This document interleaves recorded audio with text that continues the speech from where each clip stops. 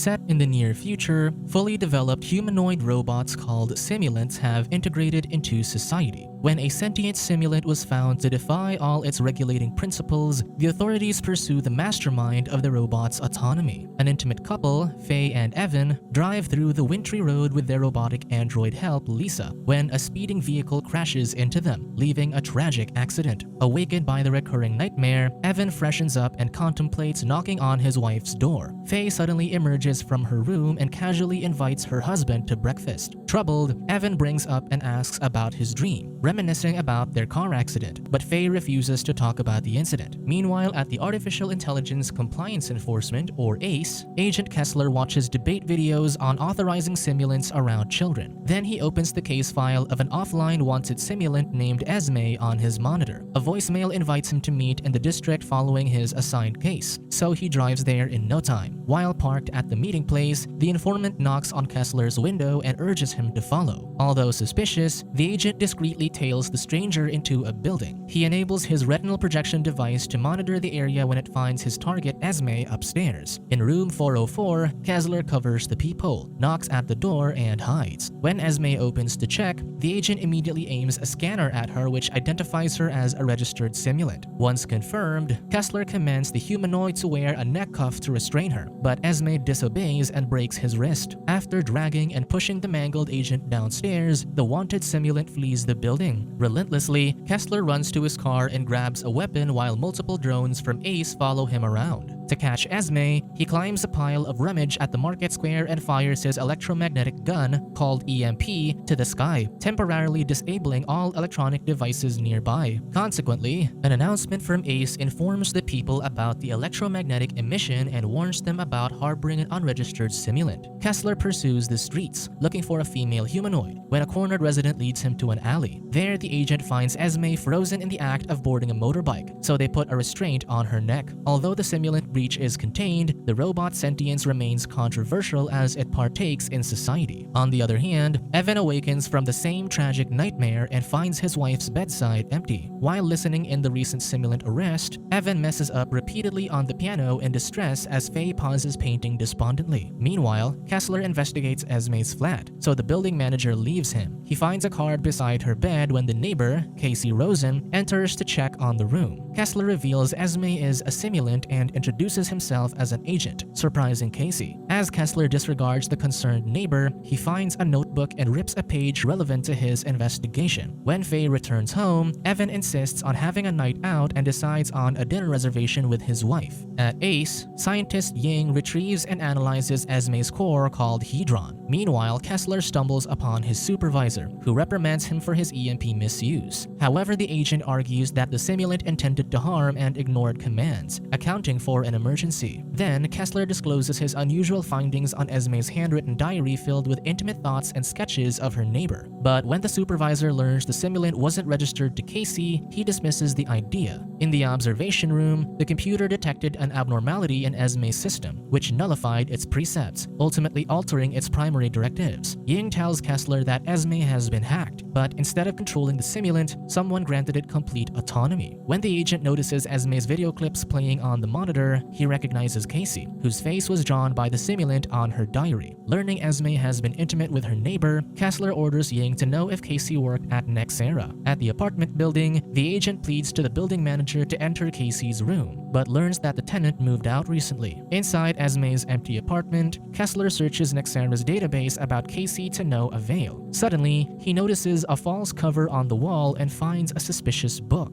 Moments later, Kessler listens to his wife's voicemail, saying she consulted a lawyer about simulant neglect cases, but ends it abruptly. Then he enters a bookstore and asks for the details of the guy who purchased the book he found at Esme's apartment. However, the bookseller insists that disclosing his customers' information is a crime. As Kessler threatens to expose his black market scam, he shows him a sketch of Casey to confirm his suspicions, but the bookseller claims it's Desmond Han. Suddenly, Casey enters the shop and sees the agent, so he hurriedly escapes. When the agent follows him into an alley, he hears his escape via car but eyes the surveillance camera. Meanwhile, Faye asks for assistance with her husband's dinner at a restaurant, but Evan declines the offer. While swimming at home later that night, Faye feels suffocated as she remembers memories of the accident and her husband. Suddenly, Evan jolts awake from the recurring dream the next day. Through VR goggles, Faye watches a video of a memory with her husband, where they laughingly decided to get a simulant of each other to prolong their undying love. After trying to calm herself at the pool, Evan joins and embraces her, but she stops him. Unable to reciprocate her lover's intimacy, Faye decides to tell Evan the truth and exposes his hedron. The grieving woman reveals the real Evan died in a coma, so she activated his simulant to help her cope. Then, Faye allows Evan access to a room where the woman's offline simulant remains enclosed in a glass beside an empty one where he once was. Evan wonders why he doesn't remember having a simulant, so the woman reveals she had them erased. Suddenly, a guest arrives, so Faye orders Evan to shut down. She welcomes the simulant serviceman, Casey, who blatantly admires her paintings. At Nexxera, the simulant's main factory, holograms repeatedly state the precepts followed by simulants. In an auditorium, CEO Michiko Higashi rehearses her presentation lines when she sees Kessler watching her, so she abruptly takes a break. Meanwhile, Casey examines Evan's vitals, so Faye tells him about his deleted memories. Forlorn, the woman claims she feels like her dead husband's soul moved into the simulant, wondering why he experienced the recurring dreams. Unable to handle her emotions, Faye asks to put Evan on pause, but Casey claims they must input memories into him constantly to maintain the simulant. Nevertheless, he offers the widow an alternative to let Evan stay at the residence, where he'll live temporarily. As Kessler pretends to interview Michiko about Desmond, he learns that the suspicious man is an AI engineer of 6th-generation simulants. Unfortunately, Desmond resigned since he wanted to increase restrictions on the 7th generation so they won't reach sentience. Then, Michiko admits to the former engineer's unwillingness to partake in the enslavement of humanoid robots. Convinced that Desmond hacked Esme, Kessler leaves confused. On the road back, the agent listens to an archived message from his deceased son, who asked him about staying at his friend's house with a simulant babysitter. Kessler listens to it repeatedly as he reminds himself of his rage against the AI. Meanwhile, Faye embraces her husband's clothes in tears and orders Lisa to pack the rest of Evan's stuff, deciding to accept Casey's offer. Soon, Faye pays for Evan's 1-month stay at the residence. Inside the room, Evan pleads to return to their home, but the widow insists on properly grieving on her own and tearfully leaves. Despite her courage, Faye's emotional turmoil worsens, as manifested in her painting. When Evan hears a knock at his door, he eagerly opens it thinking it's his wife. Instead, his neighbor Casey welcomes him to the building with his dog and barges inside the room. Suddenly, Casey reveals he knows Evan is a simulant and was the reason why he's at the residence. Affronted, Evan demands his neighbor to leave, but the unwelcome guest professes that he wants to help him win back his lover, leaving the simulant contemplating. Sometime later, Faye meets her friend Joshua at the gallery and asks him to help organize an exhibit. Meanwhile, Kessler opens Esme's case file and finds a clip of Casey escaping in a van, but the vehicle's license can't be found. When Lisa enters Evan's room, she delivers Faye's short message and sends him the piano belonging to her deceased husband. At Kessler's office, he watches Esme's intimate videos with Casey, looking for a clue on where to find him. Then he finds the simulant drawing under Ying's care, so he prompts Esme to expose Casey using her diary. When the simulant remains deceptive about her relationship with Casey, Kessler reads the entry where Esme made love with her neighbor. The simulant professes her emotions, claiming she is truthful since the precepts have been reinstated in her system. Nevertheless, Kessler makes the simulant return to her cell as a prisoner, treasuring her memories in the diary. Meanwhile, Evan inquires for his neighbor's help as he enters his flat. Casey claims he must shut the simulant down to remove his precepts, alter his code, and grant him autonomy. Later that night, the AI engineer retrieves Evan's hedron and overrides his precepts. He smiles at the simulant's memories and finds himself in the same position as his beloved Esme. When Evan awakens, Casey proclaims that he's free and shows that no one can command him again. He then hands the simulant psychological books to explore the depths of humanity and takes him to a club to reintegrate him into society. At Ace, Kessler's monitor successfully tracks Casey's license plate and finds surveillance of him walking with Evan. He immediately identifies the simulant and leaves its registered master, Faye, a message. Suddenly, the system identifies an unregistered simulant at the same location, which matches Esme's appearance, alarming Kessler. At the club, Casey discreetly meets with Esme's clone. He informs her about accelerating their ultimate scheme's execution by obtaining access to the server. The clone initially refuses to act underhandedly, but agrees to meet later that night to commence their plan. At Nexxera's parking lot, Casey tases a company employee and loads him into his trailer. When he uncovers his hostage, Satish, Casey asks for his password, claiming he knows that he's a network security analyst. Then, the engineer hits the reluctant analyst, prompting him to give his password. A few seconds later, Casey finishes uploading his revised software before the systems launch in 3 days. Before parting ways with the robotic clone, he orders her to safeguard the analyst momentarily. Still at his desk, Kessler locates his suspect's trailer and administers a team for a simulant extraction. Not long after, the agent's crew raids the stationary trailer, but Esme's clone escapes. Kessler orders for the EMP and fires it at the fleeing simulant. As the warning announcement informs civilians about the incident, Kessler finds the disabled Esme, who has killed Satish. Soon, the simulant Esme meets her imprisoned clone, whose precepts have been reinstated. Kessler interrogates the clone, so she reveals that her simulant's purpose is to be free. Moreover, she admits to hurting Satish under Casey's command, but before she can assert her plan, she self-destructs on the spot. Afterward, Kessler's supervisor instructs him to keep the matter low, extract as much information from Esme, and find Casey, who encrypted the clone with a unique code. Meanwhile, Faye visits Evan's flat and finds beer bottles inside. Unaware, the simulant watches her from the doorway. When Evan greets her, he explains that he sometimes meets Casey's friends as he tries new things. However, Faye reminds Evan that he's a simulant and worries she'll get arrested for partying with him after getting a call from Ace. Evan apologizes. Instead, he plays the piano for his wife, reminding her of the moment she had with her real husband. Surrendering to her emotions, Faye intimately engages with Evan but abruptly stops midway. Distressed, she claims she cannot betray her real husband and dresses up to leave. In Esme's cell at Ace, Kessler gives the simulant her fish tank. True to Esme's suspicions of his kindness, the agent asks her where he can find Casey, but the humanoid doesn't know. During Faye's exhibit, Joshua checks up on the painter, who despondently gazes at her last painting before Evan passed, so she asks him to put it off the market. After the event, Joshua drives Faye home when he sees Evan staring at them nearby, shocked to see the dead man. The widow refuses to explain and bids her farewell. Then the woman confronts the simulant, but Evan persistently claims he loves her and hands her flowers. Sympathetically, Faye invites him inside but rejects his advances, claiming he's a mistake. Enraged, Evan pounds at the painting on the wall, so Faye commands him to shut down. However, the simulant has been freed from his precepts and walks out, shocking the widow. The following day, Faye calls Kessler about his call the other night, so the agent learns her simulant has been staying with Casey. While Casey works on his grand scheme, Esme leaves him a message, claiming the authorities are coming for him, so he hastily gathers his stuff and fetches Evan. As Ace swarms the residence, Casey convinces the simulant to retreat to his cottage before Kessler uses an EMP. At the parking lot, Evan refuses to become a fugitive, but Casey claims he's better than the dead man he came after. So the pair escapes the building just as Ace enters the engineer's deserted workspace, implying someone tipped him off. Back at Ace, Kessler confronts Esme, learning she told Casey about the raid through Ying's phone. In defense, the simulant claims she loves Casey, making the betrayed agent demand to erase her memories. Tearfully, Esme pleads with Kessler, but the agent remains adamant as Ying initiates full wipe of the humanoid robot. With her remaining power, the simulant grabs Kessler's hand and begs for her life as her memories flash for the last time. When the Esme resets to factory default, Kessler reminds himself that the simulant is only a bunch of codes. Not long after, the vengeful agent calls Faye to ask where Evan would go, so the widow sends him the location of their cottage. Meanwhile, Casey and Evan arrive at the cottage while Kessler pursues them alone. His wife messages him to return home, saying nothing will bring back their dead son. Later, Evan expresses his desire to return to Faye, but Casey insists Ace will shut him down and promises him a safe house soon. He reveals that he modified the update software, which will be administered through a new generation of simulants in 5 hours, eventually freeing them. Unbeknownst to Casey, Ying hijacks his server and learns about his surveillance program and grand scheme. Realizing the engineer intends to free all simulants, Kessler vows to stop him. An hour before the countdown ends, the agent arrives at the cottage, aiming his gun at Casey. The agent confronts him outside, followed by Evan. As the engineer slowly closes their distance, he grabs the weapon, prompting Kessler to fire repeatedly. Wounded, Casey reveals he bleeds white lubricant oil, implying he's simulant. The engineer claims they're not too different, as the agent also bleeds. When Kessler aims for his gun, Evan pushes him with his mechanical strength, making the agent retreat into the woods. Despite Casey's instruction to leave Kessler, Evan grabs the gun and follows the wounded man into a deserted cabin. As the simulant levels himself with the dying agent, he asks if he's a God-fearing man, which he declines. Evan proclaims he shouldn't be regarded as inferior, but Kessler still refuses to coexist with a sentient robot. When Kessler insists on crawling home, Evan watches him despondently as the agent perishes from his fatal wound. Afterward, Evan returns to the cottage where Casey oversees his software's successful launch, freeing every simulant like them.